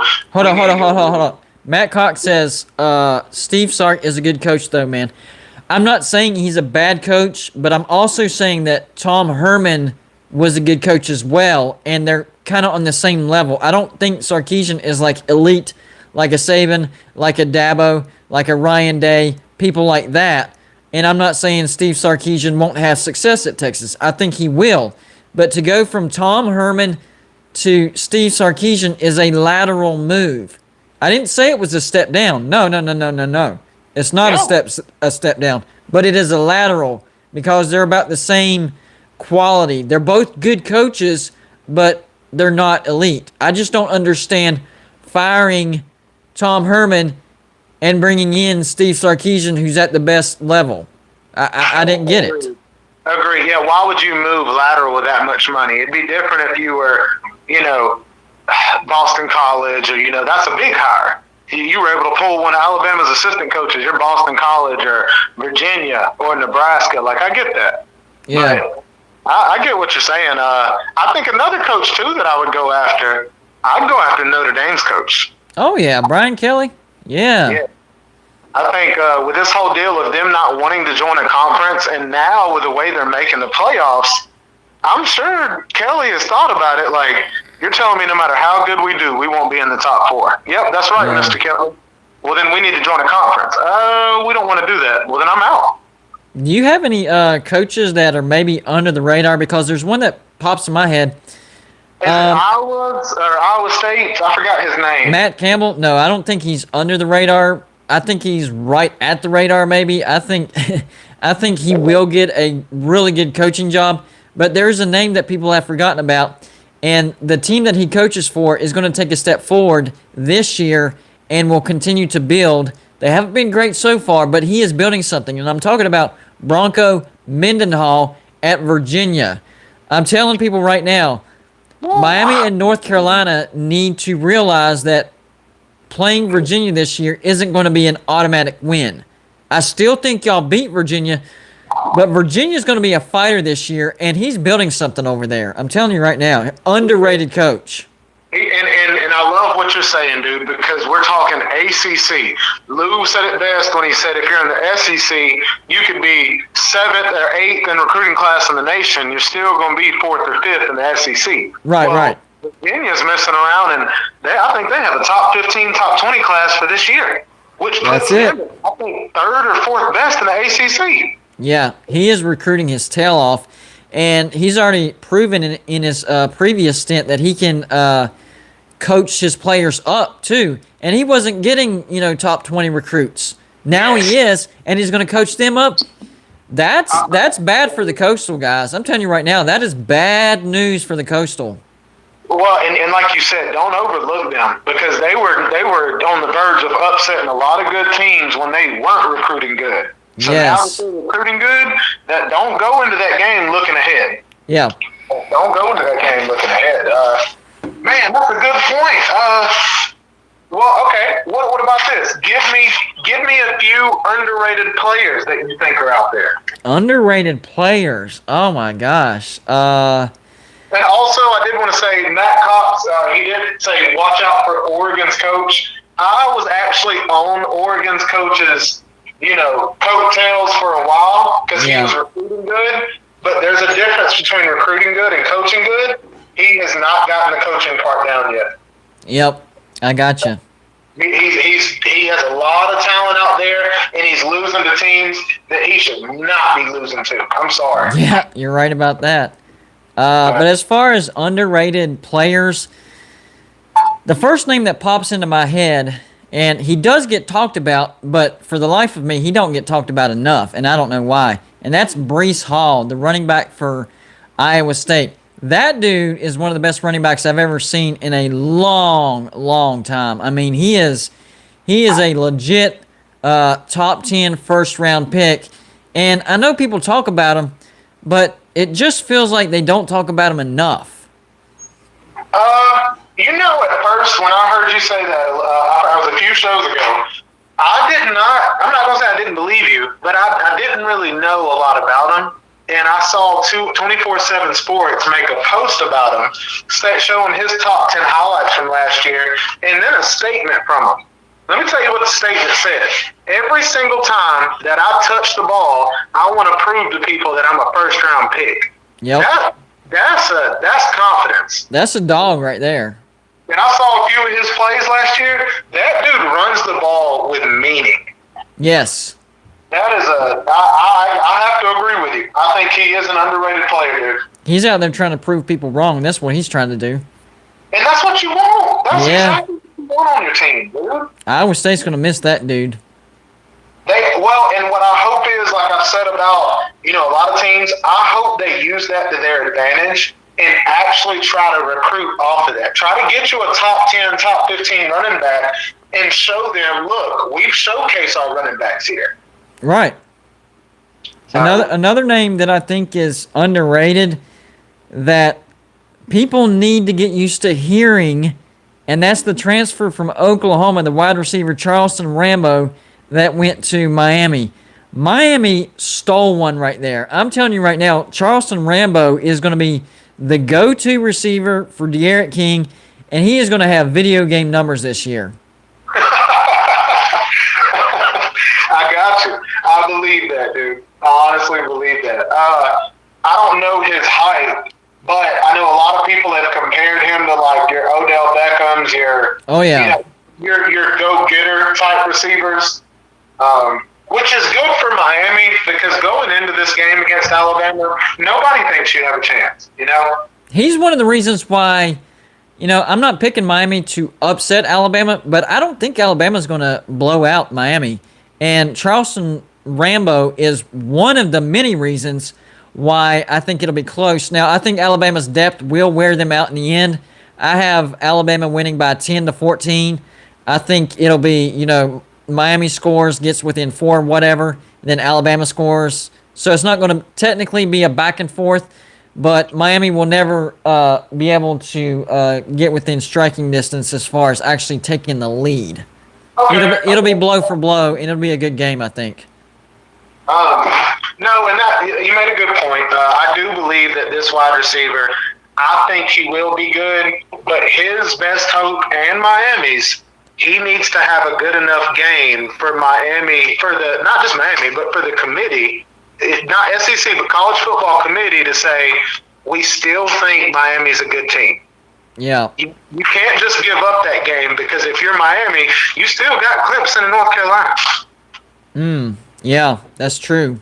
That's a tough schedule, dude. That's a very tough schedule. And if you're De'Aaron King, you sat out last year because you felt like you could make better numbers this year. You better prove it. Well, staying in the Coastal, and I hate even bringing this name up, but it needs to be said. Guys, Pitt has a chance of having a 10-win season.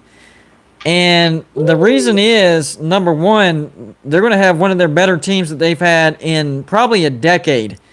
Number two, their 3 toughest games are at home. They get Clemson at home, they get North Carolina at home, and they get Miami at home. Now, if they win all the other games that they're supposed to win, and they win one of those home games, which is very, very doable, that's a 10-win season right there. dude. I did not know that all 3 of those games are at home. Yes, they got that. That is really going to help them this year, and I think they are capable of pulling at least one upset. I mean, you get 3 cracks at it. And Pitt is a good enough team to upset at least one time, and they are all at home. Wow, dude. I actually wish Pitt the best of luck. I think with how they're, being able to develop talent has gone, they're not a fluke team. Now, wait. Matt Cox says Pitt loses to dumb teams and beats good teams. And that's why I have them going 9-3, because I do think they lose a couple of games that they shouldn't lose. But having said that, their schedule sets up to where they could have a 10-win season. Yeah, no doubt. No, I agree completely, dude. I don't know what else to say on that. That's tough. Well, are there any questions that you have for me, big dog? I think I hit you with everything that I had planned already. Do you think the Pac-12 grabs any teams out of this realignment?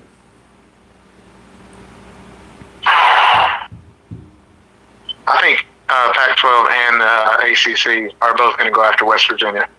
You think the Pac-12? The only reason I say Pac-12 is I don't see them getting. God, I hope not. I don't see them getting anything out of this. I think for them, they're scrambling right now, going, everybody wants to go everywhere else. What do? Well, you got to pay a team to come to you. That's true. And I think they'll try to pay West Virginia. Man, the reason I do is because West Virginia's in the middle. The only way I would be okay with West Virginia going to the Pac-12 is maybe the same situation as the Big 12. That's the only option. But if you have an offer between the ACC and the Pac-12, I don't care if it's less money. Take the ACC. If you sign with the Pac-12, you're setting your program back for however long you're in there. That would be horrible. You think away games are tough now? Talk about 2 and 3 time zones away. I know, dude. My gosh. And I hope that does not happen. I think the ACC is made for West Virginia. Yes. And I love that you're a West Virginia fan, because West Virginia and Pittsburgh need to be playing every year. Yes. They need to be on that schedule, because that is a game that's a packed out game. Well, that's one of the points I made earlier as to why West Virginia should go to the ACC. A lot of people are like, West Virginia doesn't bring anything to the table for the ACC. Well, actually, they do. West Virginia, no, they don't have a massive fan base like Ohio State, Alabama, Georgia, whatever. But the teams that are already in the ACC, like Pitt, Virginia Tech, Boston College, Miami, Syracuse, they are rivalries. That will bring more eyeballs to those specific matchups. And I do think West Virginia would develop other rivalries. Like I mentioned before, Virginia. I think West Virginia is a rivalry waiting to happen. I really do. So West Virginia does bring a lot to the table. They bring meaning to games. And I forgot about Louisville. They were a great team to play. Go back and Google West Virginia Louisville games back in the Big East. You will not be able to take your eyes off the screen. Very back and forth, very competitive, very high-flying, amazing stuff. So, yeah, West Virginia does. Now, if West Virginia were to go to the SEC, I wouldn't say they brought much to the table. Would they fit in? I think they would fit in, but there's no rivalries. They're not bringing a lot of money. So it just so happens that West Virginia's rivalries are in the ACC. Ergo, they do bring something to the table because they make those games more meaningful. More eyeballs, more money. Well, and that's why I said, as much as I don't think they would ever go to the Pac-12, I know the Pac-12 they know that they're about to struggle right after the Big 12. They understand what's going on, and they're scrambling to find teams that have any potential.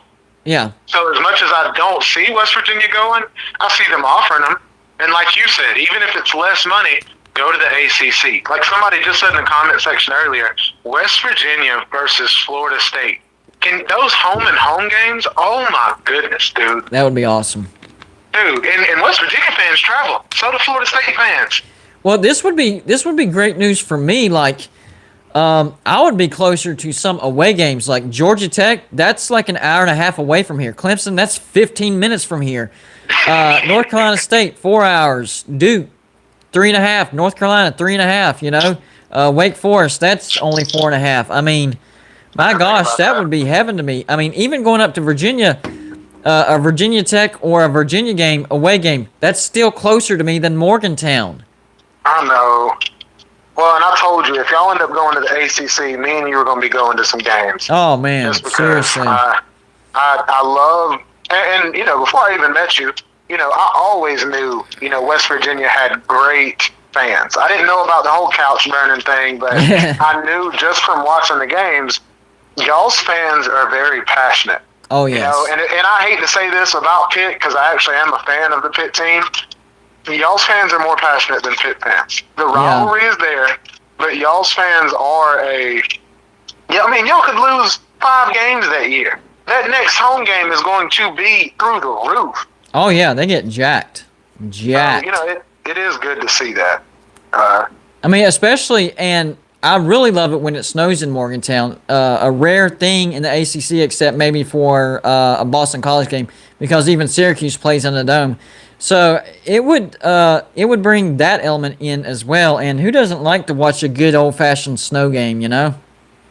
I've never seen a snow game from West Virginia, but me and you going to Morgantown in November sometime, my friend. Dude, I can only imagine how crunk that would be. Oh, yeah. I want to, I keep forgetting. I feel like there's something that we're missing. I feel like There's something that we're what are we forgetting? Do you know what direction you would? Is it like playoffs? One thing that I'm forgetting is to tell all these people in the comment section they need to hit the like button. Oh, Y'all yeah, sitting here yeah, listening, definitely. Y'all need to go. I will say hit this, the like though. button. 90 likes, that's Let's solid, go. guys. That is solid, but every like helps hit that YouTube algorithm. Trust me, this is not about patting me on the back or stroking my ego. No. It hits that algorithm, brings more people in, more conversation, more interaction. That's what them likes are about. Dude, we're at 98. We are only we just hit 100 likes, dude. We just freaking hit 100 likes. We just hit 100 likes. That is another record. I'm telling you, this past week I've been smashing records. I had, let's see, what the total for this past week I think has been 800 subscribers, 800 new subscribers. Hey, I think Joey actually told me 900. Well, that's for the 4 weeks. But yeah, the bulk of that came in this last week. But we're gonna have 1,000 sub month, man. The last analytics I checked for this month, 976, I think. So if we have one more good day tomorrow, which I think we will, we'll have 1,000 sub month, man. And the bulk of that came in 1 week. 1 week. And then tonight we broke another record. The likes, 106 likes. You gotta be kidding me, man. You gotta be kidding me. Well, I think a lot of these people are realizing real quick that you're not too biased. You know, like you love West Virginia, but at the same time you love college football, and so people don't have to sit there and listen to you dog their team for every little thing. It's like you're actually, you know, you're being for real. Now, if your team sucks, I'm still gonna say it. Like Vanderbilt, like if there's any Vanderbilt fans in it, your team sucks. Kansas, sorry, your team sucks. I mean, it is what it is. Ouch. I mean, that's you true. know. I did want to tell you this. Comment section, I don't know how many people in here know Pigskin Pete, but Pete emailed me earlier today, and I thought about it. I was like, I got to tell Golden Blue Dude. So he wants me to make a small rap song for his intro. Ah. And I was like, you know what? And it hit me. I was like, I'm going to do it, and I'm going to make sure it has a lot to do with Clemson and Pete, and it's backing him, but I think me and you need to do our collab rap needs to be an intro. It needs to be something that playing. Well, it's funny you said that because my brother brought it to my attention that I'm gonna have to do my intro because I have all the conferences popped up and it's gonna be realigned, so I'm gonna have to redo it anyway. So why not do a different song intro? Didn't even think about that. Yes, yeah, sir. So, I thought that was really cool. I don't know. Like I said, I'm loving this. I'm loving this new college football atmosphere. And, we're only a few weeks away, but it seems like everybody is just hyped up about it. Yes. So I'm ready, dude. Yeah. I'm so ready. I'm ready to see packed out stadiums. Well, except for Pitt and Miami because they play in NFL stadiums. Yes, agreed. I think after last year, a lot of us were a little disappointed. Talkus Pitt explained it to me about why Pitt doesn't have another stadium. He says there's no room on campus, and the Heinz Field is the closest thing. If they were to build a stadium, it would be 5 miles away from campus. So I understand that, but for Miami, it's the opposite. The stadium that they play in now, the Pro Stadium, Hard Rock Stadium, that they share with the Dolphins, is miles away. So they actually need to build a stadium closer. So I'll give Pitt a pass, but they still need to figure that out because that's ridiculous. But as far as Miami, guys, that not having your own home field and having to drive 15 minutes to a stadium that you share with a professional football team is ridiculous. You're Miami. You're the U. Why would you? The day that they demolished the Orange Bowl was a bad day for Miami. A bad day. That's a sad day in history. I want to tell you a statistic, too. Miami, since 2003, since the last time that they were relevant, they are 4-13 in the postseason. You know what? You know what's even more sad? One of those wins was against West Virginia. Oh man, come on! I didn't mean to bring that up. No, but the thing is, I think that was either 13 or 14. We had a 10-win season, and at the end of the season, I was like, man, we need to get rid of Dana Holgorsen now. And fellow fans were like, are you crazy? We just had a 10-win season. I was like, yeah, but the two relevant teams that we played, we got smashed. And, they did not like that. And I said, look, guys, I know, we get to play a former Big East rival, but Miami's going to smash us. They're like, nah, man, we've had a 10-win season. Miami's not as good as us. I think they were 8-4 that year. I said, I'm telling you guys, they're going to smash us. What happened? 31-14 got smashed. I know, and that's the part of why I love college football is you have crazy fans, but then you have realistic. And I love talking to realistic fans because I know Georgia has had our ups and downs. I know we have not, we're not going to win every single year. But, when I hear people say stuff like that, it just goes to show that you're actually paying attention. Like the two teams that we, should have tried to beat, we didn't. The teams we should have beaten, we did. So what? Yeah. And here's the thing. Holgorsen, the Holgorsen era, a decade. So people that don't remember what West Virginia football was before Holgorsen, they're kind of surprised to see Neil Brown recruiting at a high level. Well, you need to flush what you saw, the West Virginia you saw under Dana Holgorsen. That wasn't West Virginia. West Virginia didn't recruit in the 40s. That's not how we recruit. Before Holgorsen, our last top 25 recruiting class was in 2009. He was hired in 2011. And so we always recruited at least in the high 30s. His best recruiting class, I think, was 38. That was great for him. So get used to it. Get used to the fact that West Virginia recruits at a high level. Now, having said that, we better get into the ACC or that number will go down. I'm telling you right now, that number will go down. But assuming that we get in, because I have strong sources that are telling me that we are getting in, so I'm going to trust them, West Virginia will continue. We might even do better since we're going to be in the ACC and we'll be local and kids will want to play in front of their families. There you go. And, local friends and all that stuff. Because that was the biggest problem being in the Big 12 as far as recruiting is, all the away games, nobody knows anything out there unless you got recruited from out there. So Yeah, being in the exactly. ACC is going to help us all the way around, man. All the way around.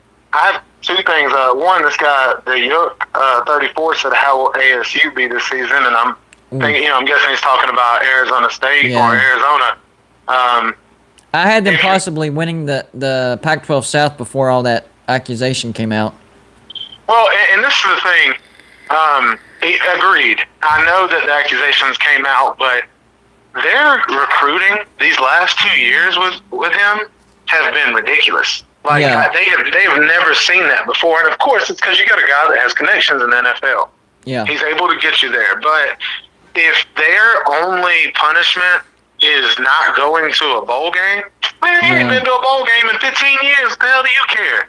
Yeah. You're just trying to build your prestige. I think. I just hope the mental game doesn't get them. You know, like, oh man, we're getting punished. This might take us back a step. Just, I hope they're mentally tough to where it doesn't affect them, because if they can do that, Arizona State is very capable of winning the South. Very.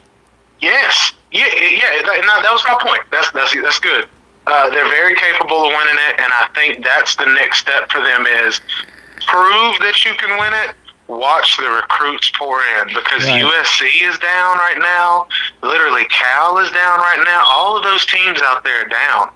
Yeah, and So- that's the thing that Neil Brown is preaching at West Virginia is confidence. Yeah, that's awesome. Holgerson, he was a great X and O's guy, but he didn't coach players up. And Neil Brown has already proved. I mean, Tyke Smith going to Georgia as the #1 returning defensive back in the nation. Enough Yeah. said, right there.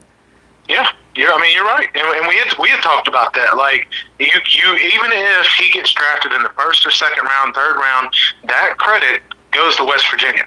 Yeah. The opportunity and the publicity from going to Georgia is there, but he was already an All-American before he went. And the crazy thing is, and I know I mentioned this before to you, is last year before the season, KJ Martin decided to opt out. We lost our defensive coordinator, so we thought we were going to have a trash defense. Tyke Smith came out of nowhere. Nobody expected him to be the best safety in the nation. So that gives me Exactly. confidence in our number one, 2 points. Number one, that gives me confidence in our secondary, because what was supposed to be our best safety is actually coming back in KJ Martin, and seeing the growth of Tyke Smith. Yes, he transferred. That sucks, but it shows you how good our coaches are as well. I think, guys, you understand now. I'm not a homer to West Virginia just because Golden Blue Dude is a fan of them. I'm not a homer just because Tyke Smith came from them. It's understanding that real recognizes real. Yes. And when I found out that KJ Martin was the starter, and he was already a preseason All-American, and then Tyke Smith comes in, turns into an All-American, it shows that their coaches there understand scheme and they understand development. And that's why I've told Golden Blue Dude, they need to be paying somebody. They need to be Yeah. paying somebody to either step up or whatever it is. And now they finally have a coach that preaches confidence instead of X's and O's. Oregon's coach, he's the same way. He preaches X's and O's, but Yeah. can't get the confidence side down. The U34 asked, I have a question. Is it a good idea to like and support ASU football? If that's your team, if that's who you like, yes, absolutely. To my knowledge, there's no inappropriate scandals going on, no racism going on, nothing like Agreed. that. So, yeah, they do have a recruiting violation, but nothing egregious. So, hold on one second. Good. So yeah, I would definitely like and support that. Now, LSU. I know I have an LSU fan in here. You support your Tigers, but they need to get whatever that situation is under control. Hand out punishments accordingly. Same thing with Kansas if stuff was going on over there. I'm not telling yeah. LSU to stop supporting LSU. I'm just saying the administration for LSU needs to make sure they do the right thing. That cannot go unpunished.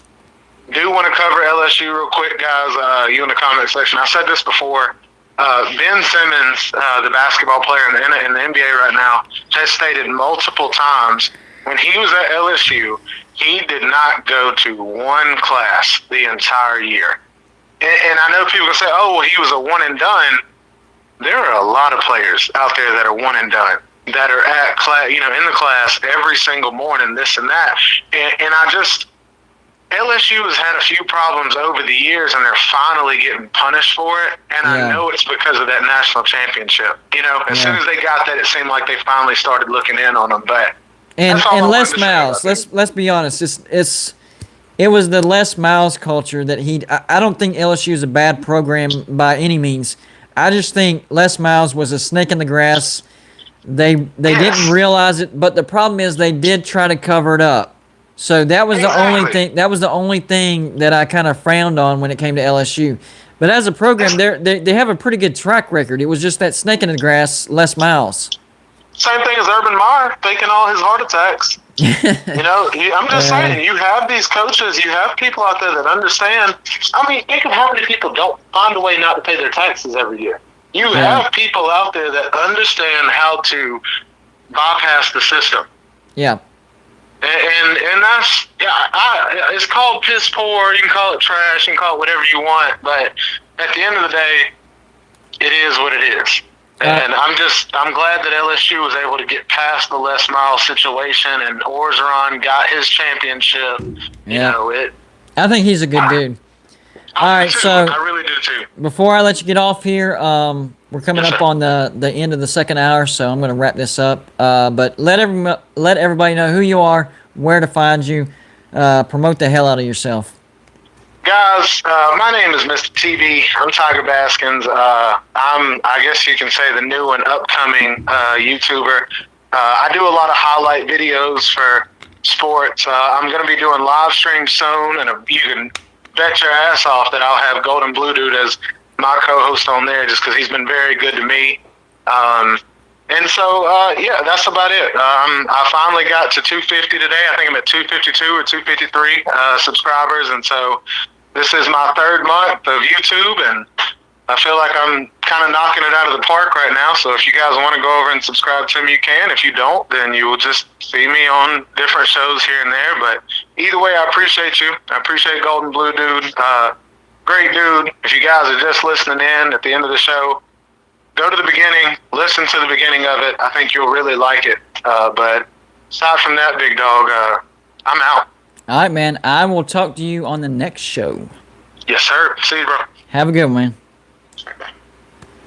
Tiger Baskins, man, always has a lot of knowledge. And I was, I'm going to say, I was impressed with the Sports Nerd. So y'all need to get that dude to 1,000. He really impressed me. Great conversation. If you're new to the channel, saw my live show for the first time tonight, hey, hit the subscribe button. See if you like it. If you don't like it, you can always unsubscribe. No problem. No harm, no foul, right? So make sure to hit that like and subscribe button. I do my live shows on Wednesdays and Saturdays at 9 p.m.